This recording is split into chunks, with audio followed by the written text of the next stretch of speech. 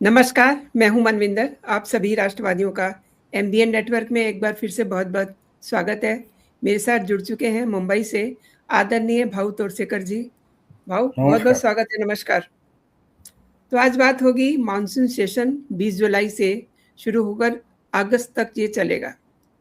इसमें काफ़ी कुछ होने वाला है और सड़क पर भी बहुत कुछ चल रहा है। लेकिन अमित शाह, मोदी की दूर की प्लानिंग है, जिसमें सड़क वाले अड़ंगे लगाएँगे, अब चाहे अरविंद केजरीवाल हों, कॉकरोच के बहाने, अखिलेश यादव हों, राम मंदिर के बहाने और इनका काम ही तो अड़ंगे लगाना है। लेकिन नंबर गेम भी ठीक-ठाक चल रहा है। और ममता बनर्जी क्यों इतनी भन्नाई हुई हैं, रैली करती हैं, अपने ही कार्यकर्ता के थप्पड़ रसीद कर देती हैं। ममता बनर्जी का ये हाल मतलब क्या से क्या हो गया। और अब पंजाब की बारी भी है। पंजाब में भी क्या आने वाले दिनों में बंगाल वाला सीन देखने को मिलेगा। तो इसे हम समझते हैं भाऊ से।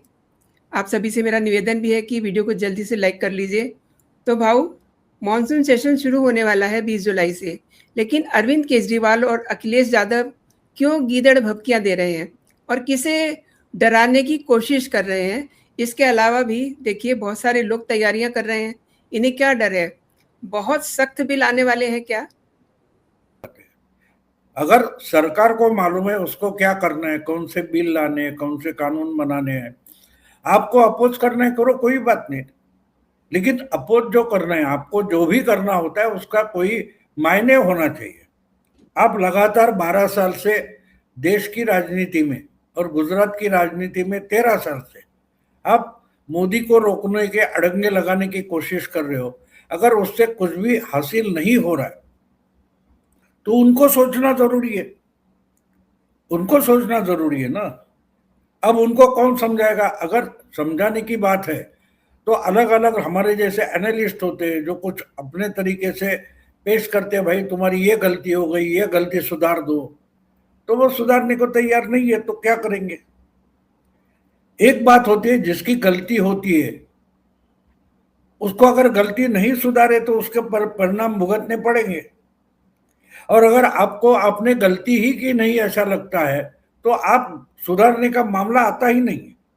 अब मुझे बोलिए, कम से कम 22 साल हो गए राहुल गांधी पब्लिक लाइफ में आए। 2004 में उन्होंने चुनाव लड़ा था। क्या हुआ है आप तक?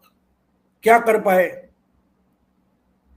हर बार वो कुछ ना कुछ गलती करते हैं और वो गलती होने के बाद जो नुकसान होता है वो स्वीकार करके आपको क्या हुआ, पुराने मामले में क्या गलती हो गई, भाई अगले बार वो गलती ना करे, वो सोचना पड़ता है। अब पंजाब की बात ले लो, 5 साल पहले क्या हुआ था?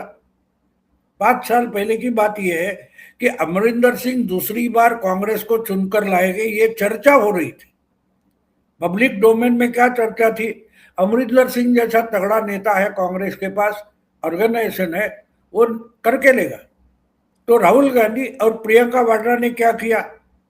उनको तकलीफ देने के लिए बीजेपी से अलग हुए नवजोत सिंह सिद्धू को पार्टी में लाया, उनको वहां का प्रेसिडेंट बनाया, उनको क्या बोलते हैं उसको, 8 साल पहले की बात है, उनको फिर मिनिस्टर बनाया। वो आपको याद होगा कि वो इमरान खान के शपथ ग्रहण में गए थे, याद है आपको? जी। तो ये ऐसे लोग कहां से ढूंढ कर लाते हैं कि जो अपनी ही पार्टी का नुकसान करते हैं। ये अगर मैंने नवजोत सिद्धू को लाया और जो कुछ हुआ ये रियलाइज हो रहा है, नहीं हो रहा है, तो वो गलतियां करते जाएंगे। आप उनको गलतियों से रोकना चाहते, जाओ कांग्रेस पार्टी ज्वाइन करो, आम आदमी पार्टी ज्वाइन करो, उनका कान पकड़ो, उनको लात मारकर तुमको बाहर फेंक देंगे। तुमको हमको गलतियां दिखाने वाले हो तो परिणाम भुगते रहो ना। अब वो क्यों कर रहे हैं इसका जवाब मेरे पास नहीं, क्योंकि किसी ने गलती की तो मैं दिखा सकता हूँ, किसने कुछ अच्छा किया तो उसका उसको कोई मीठा फल मिल रहा है उस पर बात कर सकता हूँ।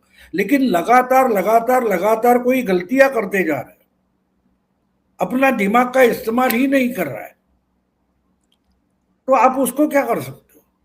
अब कोई हाईवे पर जाओ, रास्ते पर जाओ, तो अलग अलग आपको जाने के रास्ते, यहाँ आगे से कहाँ का एग्जिट है, यहाँ एक्सीडेंट प्रोन एरिया है, लगाए रहते। ये कौन बोर्ड तो बोर्ड को धक्का मारो तो खाई में तुम गिर जाओगे। वो बोर्ड का कोई नुकसान नहीं होने वाला, वो तो बोर्ड निर्जीव होता है। वैसे ही कोई अगर टीका टिप्पणी कर रहा है, आपको धोखे का इशारा कर रहा है, संकट का इशारा कर रहा है, तो समझना जरूरी है। अब जिनको समझना नहीं है उनको आप क्या कर सकते हो।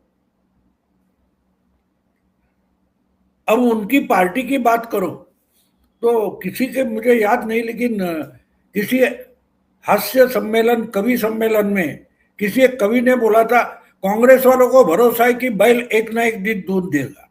अब ये अगर मेंटालिटी है, ये अगर मेंटालिटी है कि छोटे मोटे 100 से ज्यादा चुनाव राहुल गांधी के नेतृत्व में कांग्रेस हार चुकी है, उसके बावजूद हर चुनाव में जो पॉलिसी है, रणनीति है, वो राहुल बनाएंगे। तो कांग्रेस ने तय किया कि उनको हारते हारते नष्ट होना है।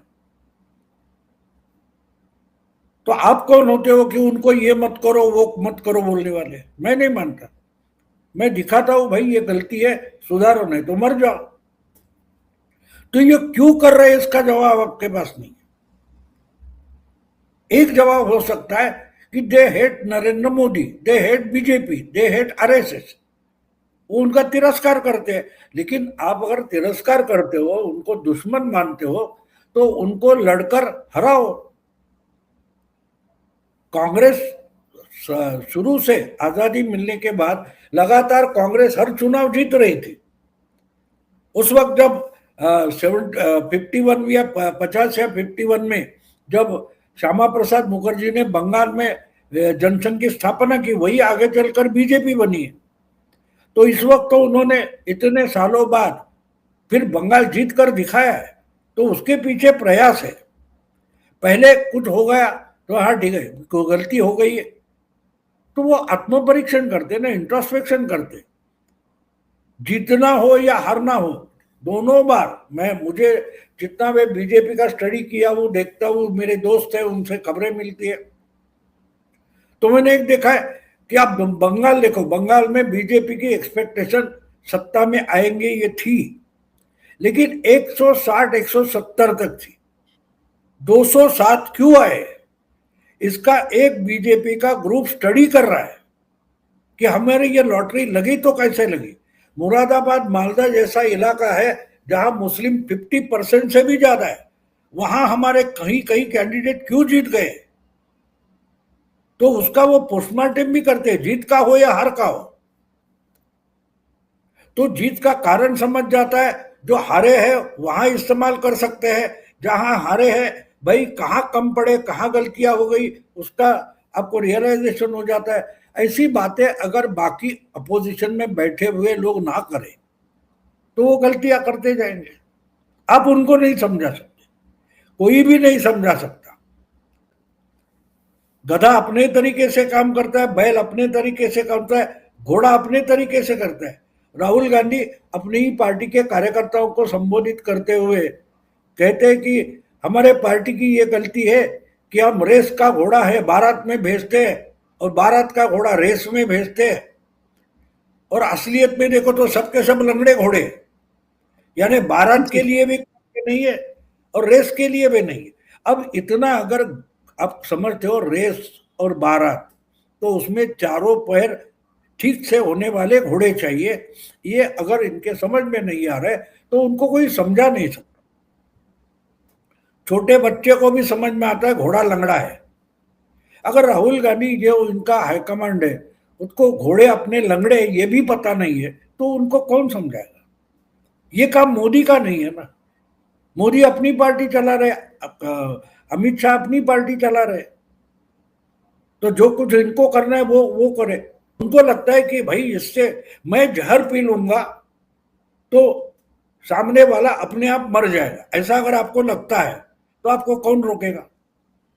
आपके दुश्मन को मारने के लिए आप जहर पीने पर तुले हो तो सामने वाला भी आपको नहीं बचा सकता, क्योंकि आपको तो उसको ही मारना है, और उसको मारने के लिए मैं जहर पीऊंगा।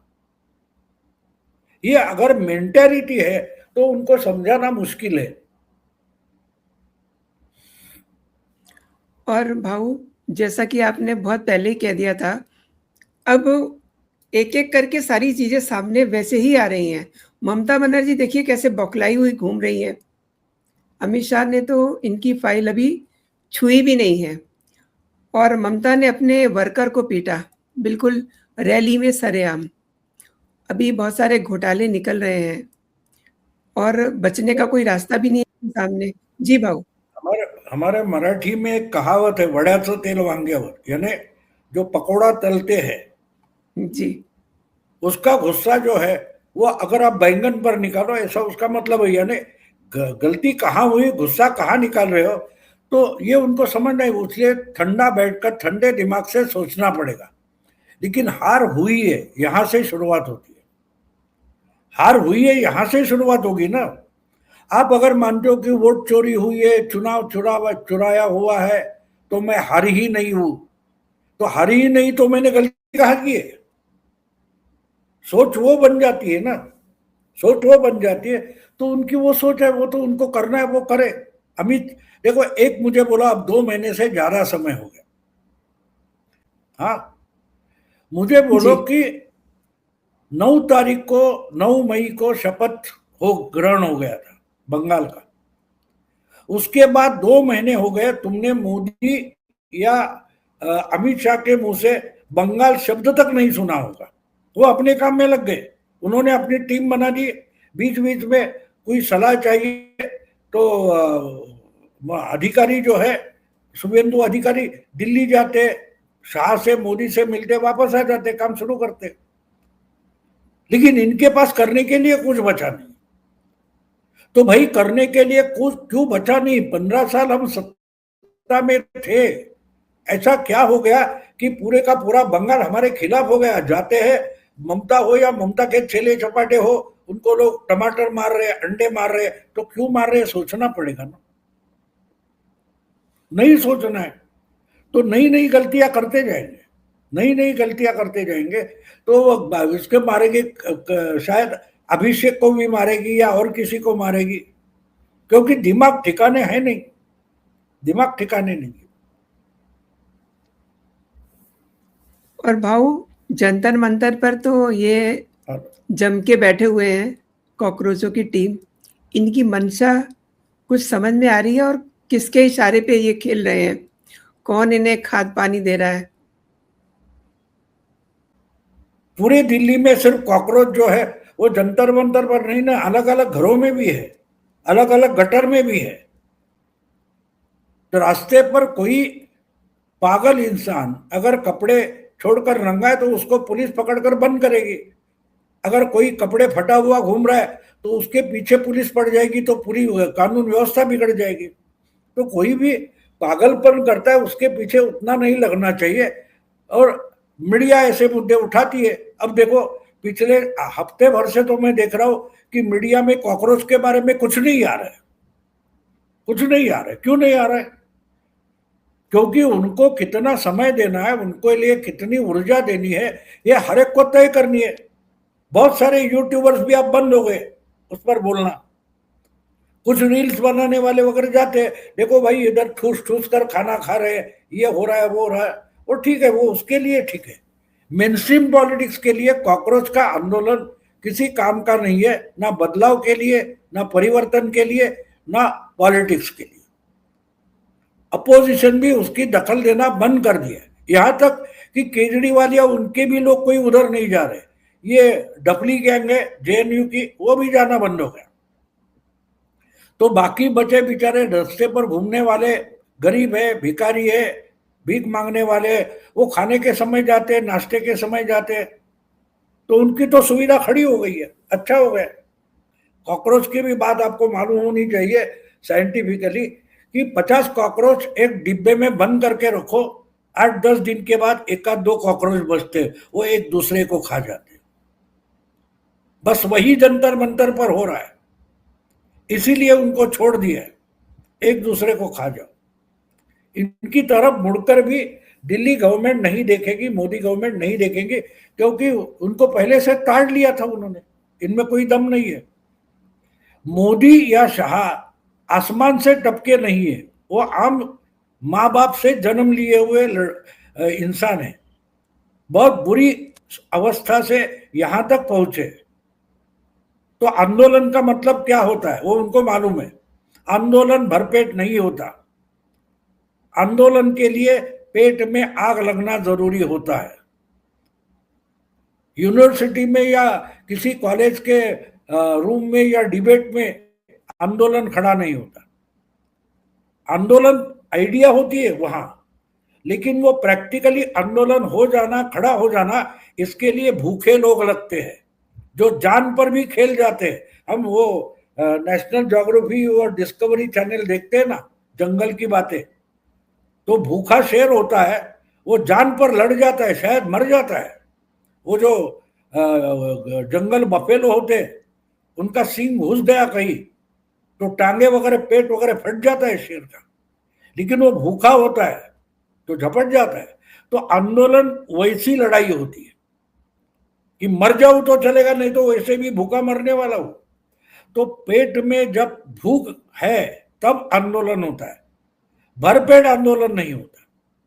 फिर वो लंगर का खाना हो या घर में पका हुआ पकवान हो, इस पर बातें करने वाले आंदोलन पर लंबे लंबे पीएचडी कर सकते हैं, लेकिन आंदोलन नहीं कर सकते। आंदोलन भूखे लोग करते हैं। बाबू, आपने बहुत बड़ी बात की है कि एक बॉक्स में 4 कॉकरोच डाल दीजिए तो 3-4 दिन के बाद वहाँ 2 ही कॉकरोच मिलेंगे, और ये वहाँ देखने को मिल रहा है। और अब बात करते हैं पंजाब की, तो शाह का बहुत बड़ा मिशन है जिसकी तैयारी चल रही है, और आप अक्सर कहते हैं कि आंखें खोलकर देखो। तो भाऊ, पंजाब में जो सीन है, जितनी मेरी समझ है, सीमा से सटे जो स्टेट हैं, वहाँ पर एक अच्छी सरकार होनी चाहिए। आई मीन उन लोगों की सरकार नहीं होनी चाहिए जो सीमा पार वाले लोगों से हाथ मिला लें, हाथ मिला के बैठ जाएं। और दिलचस्प बात यह है कि पंजाब मिशन से पहले ही अब देखिए वहाँ मोहरे भी पिटने शुरू हो गए हैं। कांग्रेस में टूट, आम आदमी पार्टी में तो बहुत पहले से ही टूटन देखी जा रही थी। जी भाव।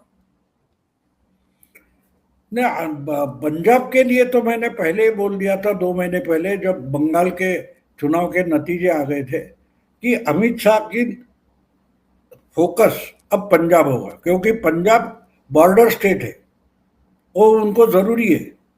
और in the long term programme जो होता है, 15-20 साल तक का सोचकर जो प्लान बनाया जाता है, तो मुझे लगता है कि बीजेपी, आरएसएस वगैरह है, उनका लॉन्ग टर्म प्लान जो है, जो देश का विभाजन हुआ था वो बंगाल और पंजाब का हुआ था।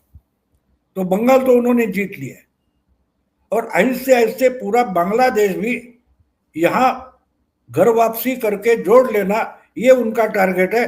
और उसमें दूसरा टारगेट जो है वो पंजाब है, क्योंकि पंजाब की भी डिवीजन हुई है, विभाजन हुआ है, तो इसलिए पंजाब जीतना जरूरी है।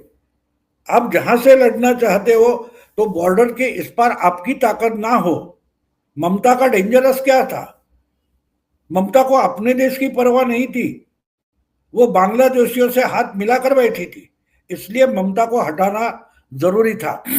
आज हम देखें तो पंजाब में जो सरकारें आती है, या तो ड्रग्स वाली होती है या तो खालिस्तान वाली होती है, तो जी उनको जी। हटाकर पंजाब बीजेपी के अम्ब्रेला के नीचे लाना जरूरी है। और मैं नहीं मानता कि अमित शाह के दिमाग में ये आइडिया आज से है। 370 हटाने के बाद आहिस्ता आहिस्ता उन्होंने पंजाब के लिए प्लानिंग शुरू किया था, ऐसा मेरा मानना है। इंफॉर्मेशन नहीं है, लेकिन मेरा मानना है। और जब अमित शाह कोई प्लान करते तो वो 2-3 साल लग जाए तो परवाह नहीं, लेकिन को करते। जिस ढंग से उन्होंने डिक्लेयर कर दिया था 6-7 साल पहले, मैं माओवाद और नक्सलाइट खत्म कर दूंगा, तो मार्च 2026 तक उन्होंने माओवाद या नक्सलिज्म का नामो निशान मिटा दिया है। बिल्कुल यही बात यहां भी है। पंजाब में भी नशा मुक्त पंजाब, ये सबसे अट्रैक्टिव क्या बोलते हैं उसको, मिशन हो सकता है। जी। क्योंकि पंजाब में भी आधे वोटर महिला है, और जब नशे में लोग धुत रहते हैं तो उस फैमिली का सत्यानाश हो जाता है। और फैमिली का जो बेस होता है, नींव होती है, वो महिला होती है। तो सबसे पीड़ित महिला अगर पंजाब में सबसे पीड़ित वोटर अगर है तो वो महिला है। और जब अमित शाह नशा मुक्त पंजाब की बात करेंगे तो लोग उन पर भरोसा करेंगे, क्योंकि अमित शाह बोल सकते हैं कि मैंने 6-7 साल में नक्सल मुक्त कर दिया, जो 40 साल का प्रॉब्लम था। नशा का पंजाब का जो प्रॉब्लम है वो 10-15 साल का है, उसको मिटाने में टाइम नहीं लगेगा, 2-3 साल में मैं वो भी पूरा कर दूंगा। ये आश्वासन अगर अमित शाह दे देते हैं तो पंजाब में मैं मानता हूं कि 70-80% महिलाएं बीजेपी के साथ आ जाएगी। और इसका प्लान वो बनाते होंगे, प्लान मुझे मालूम नहीं, लेकिन वो अमित शाह जिस ढंग से सोचते हैं, मैं हमेशा उस तरीके से सोचने की कोशिश करता हूं। तो मुझे लगता है कि उनके दिमाग में कोई तो प्लान है, क्योंकि उन्होंने जीतना नहीं पॉसिबल तो ठीक है, लार्जेस्ट पार्टी तो बनेंगे, कि हमारे सिवा गवर्नमेंट तो नहीं बनेगी, इस लेवल तक वो पंजाब का चुनाव लाकर रखेंगे अमित शाह, ये मेरा मानना है। और इसलिए अभी देखते हैं आहिस्ता आहिस्ता कैसा डेवलपमेंट होती है, वो देखेंगे। भाऊ, आपने वहां पे नशे की बात की, तो वहां पर कन्वर्जन भी एक बहुत बड़ी समस्या बन के खड़ा हुआ है। नहीं वो ठीक है, कन्वर्जन। कन्वर्जन वगैरह मैं बहुत इंपॉर्टेंट नहीं मानता। बहुत सारे कन्वर्शन बोला जाता है, लेकिन प्रैक्टिकली वो नहीं है, दिखाने के लिए है, ऑन पेपर तो नहीं है। क्योंकि ऑन पेपर जाएंगे तो वो दलित वगैरह है, उनकी सहूलियतें बंद हो जाएगी, तो उनको रिकन्वर्ट करना आसान हो जाता है, कोई बड़ी बात नहीं। देखो कन्वर्ट होता है वो, जो कमजोर होता है वो कन्वर्ट होता है, कमजोर होता है वो कन्वर्ट होता है, वो ताकतवर के साथ हो जाता है, मदद करने वाले के साथ हो जाता है। तो जो कन्वर्शन है, क्या होता है मालूम? आप लोग मेरा इंटरव्यू जब करते हो तो आप लोग इंटेलेक्चुअल लेवल पर मत जाओ, जमीन पर रहो। जमीन पर जो लोग हैं वो, हाँ ठीक है भाई, क्रॉस लगाएंगे लेकिन रिकॉर्ड में नहीं रहेंगे। तलवार पर डरे हुए लोग कन्वर्ट ज्यादा हो गए। हम नहीं डरे, हमारे पुरखे नहीं डरे हैं, हम आज भी हिंदू रहे, इसका कारण हम डरपोक नहीं है। तो जो डरे हुए थे, जब उनके आज के वारिस भी है वो डरे हुए, डरपोक है, कमजोर है, उनको फिर से कन्वर्ट कर लेंगे, कोई बड़ी बात नहीं। तो पहले सत्ता और ताकत इकट्ठा करो, ताकत इकट्ठा करोगे तो ताकत दिखाओ तो फिर से कन्वर्ट हो जाएंगे, उसमें कौन सी बड़ी बात है। 70 साल से ये बुरी हालत हो गई क्योंकि हम इंटेलेक्चुअली चर्चा करते बैठ जाते, ये प्रॉब्लम है, वो प्रॉब्लम है, हाथ में क्या है, कुछ नहीं। तो जहां से छोटी सी एक एक बार 100 साल पहले डॉक्टर हेडगेवार ने एक ट्राई किया, आरएसएस नाम का ऑर्गेनाइजेशन शुरू किया, 100 साल लग गए। आज पूरे देश में कांग्रेस कमेटी में जब अबुल कलाम आजाद वगैरह लोगों ने एक प्रस्ताव रखा कि अगर एक भी मुस्लिम मेंबर कमेटी का ऑब्जेक्शन करता है तो वो प्रस्ताव पारित नहीं होगा। इससे गुस्सा होकर कांग्रेस से हेडगेवार अलग हुए, उन्होंने शुरुआत की आरएसएस की। अगर वो बोलते कि क्या है, पूरी कांग्रेस बर्बाद हो गई, ये क्या करे, वो चुप बैठ जाते तो क्या होता? वो भी एकेडमिक चर्चा करते बैठते कि कन्वर्शन हो रहा है, ये नहीं हो रहा है, वो नहीं। अगर इसी तरीके से अमित शाह डरता रहता तो क्या बंगाल में चुनाव जीत पाता? हर कोई 4 मई को दोपहर तक बोल रहा था कि ममता को कोई हरा नहीं सकता, यही था ना इंटेलेक्चुअल डिस्कोर्स। क्या था, क्या था? अगर अमित शाह यही सुनता रहता, इसी पर चर्चा करता रहता तो नहीं जीत पाता। और मैं 5 महीने 4 महीने पहले से क्यों बोल रहा था? मैंने मेरे जिंदगी से, दिमाग से निगेटिविटी निकाल दी है। मुझे मालूम है मुझे जीतना है। मुझे वो कोई नया लड़का क्रिकेट में आया है ना, उसका एक जी। फंक्शन में मैंने देखा कि उनका कोच जो है वो राहुल द्रविड़ था, वो सामने बैठा था, वो 3 नए बच्चे स्टेज पर थे। तो उसको एंकर ने पूछा कि जब मैच के पहले तुमको क्या पूछा था तुम्हारे कोच ने, राहुल द्रविड़ ने, और तुमने क्या जवाब दिया था? तो बोला उन्होंने बोलना था वो बोल दिया, लेकिन मैंने बोला था कि अगर बॉल ठोकने जैसा होगा तो पहला बॉल भी ठोकूंगा। समझो, ये सोच रखो तो जीतने का विचार करो, नहीं तो हारने की तैयारी में बैठ जाओ। कुछ बदलने वाला नहीं, कुछ बदलने वाला नहीं। यही हालत में मोदी गुजरात के मुख्यमंत्री बने थे और देखते देखते कहां आ गए देखो। क्या गुजरात में कन्वर्शन नहीं हो रहा है? क्या आंध्रा में नहीं हो रहा है? आज लोग ज्यादा से ज्यादा मेनस्ट्रीम मीडिया देखना बंद कर चुके हैं। इसका कारण यही है, लोग थक चुके हैं निगेटिविटी सुनकर। क्योंकि महुआ बिल्कुल लोगों के जो सवाल है, जो प्रॉब्लम है, वो लोगों के जिंदगी के असली सवाल है। अब कोई बीमार होता है, वो उसकी बीमारी जिंदगी का असली सवाल है। उसको एकेडमिक चर्चा नहीं चाहिए, अरे ये बीमारी से 70% लोग मरते हैं, वो सुनना नहीं चाहता। यही बात 6-7 करोड़ लोग कोरोना से मरेंगे, ये बरखा दत्त बोली थी, याद है आपको? कितने मरे? जी। लेकिन इनका दिमाग निगेटिव चलता है, लोग उनको सुनना नहीं चाहते। कोई हॉस्पिटल में एडमिट हुआ है तो उसके पास जाकर, अरे तेरा ये तो होने वाला है बाईपास, इसमें तो 80% लोग मर जाते हैं, ऐसा बोलोगे आप? नहीं बोलोगे, क्योंकि वो प्रैक्टिकल नहीं है। और हमारा पूरा का पूरा एकेडमिक डिस्कोर्स जो है वो निगेटिव में गया। इसलिए मैंने तय किया मैं इनको सुनूंगा ही नहीं, मैं उसको सुनूंगा ही नहीं। और अगर वो भी निगेटिव बोल रहे तो मैं हजम कर सकता हूं। मैं बार बार बोल रहा हूं कि वो राजीव रंजन जिसका वीडियो निगेटिव था, उससे मैंने पॉजिटिव निकाला है। उसका वीडियो सुनकर मैंने जनवरी में बोल दिया कि बीजेपी मेजोरिटी में आ रहे 150+।